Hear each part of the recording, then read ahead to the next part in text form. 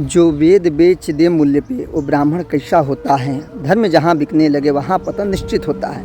ब्राह्मण धर्म का मेरुदंड है और जब मेरुदंड ही भ्रष्ट हो जाए तो पूरी सनातन व्यवस्था का पतन निश्चित हो जाता है। ब्राह्मण किसी हड्डी चमड़े के व्यक्ति को नहीं कहते हैं। जब ब्राह्मण भृगु ऋषि के रूप में आता है तो स्वयं भगवान विष्णु उसके पैर पकड़ते हैं, और जब ब्राह्मण परशुराम जी के रूप में आता है तो स्वयं महाराज जनक उसकी अगवानी करते हैं। जब ब्राह्मण कलयुग में भी आचार्य चाणक्य के रूप में आता है तो समस्त भारतवर्ष को अखंड सूत्र में बांध देता है। पर आजकल के ब्राह्मण वेदों से शास्त्रों से कोसों दूर होते जा रहे हैं। कुछ पढ़ भी रहे तो उतना ही पढ़ रहे हैं जिससे उनका पूजा पाठ का काम चल जाए। इसके पूरे दोषी वो ब्राह्मणगण हैं जो इस समय माता पिता के रूप में हैं, क्योंकि उनका बेटा शराबी बन जाए उनको स्वीकार है, जुआरी बन जाए उनको स्वीकार है, धर्म भ्रष्ट हो जाए उनको स्वीकार है, व्यभिचारी बन जाए वो भी उनको स्वीकार है। लेकिन उनका बेटा वेदों को पढ़कर, उपनिषदों को पढ़कर, शास्त्रों को पढ़कर धर्म का प्रचार न करने लगे, उनका डर रहता है।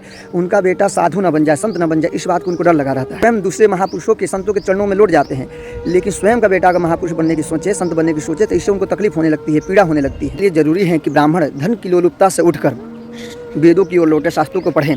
इस शास्त्रों में ब्राह्मणों के लिए क्या कहा गया? वेद व्यास जी ने विष्णु पुराण में कहा है कि यदि ब्राह्मणो मोहात् कर्मसु प्रविलीयते तत्कुले नास्ति धर्मज्ञो नास्ति भाग्यवता अभी, कि जिस कुल का ब्राह्मण, जिस समाज का ब्राह्मण, जिस देश का ब्राह्मण पतित हो जाए तो उस देश का, उस समाज का, उस कुल का पतन होने में ज़्यादा समय नहीं लगता है।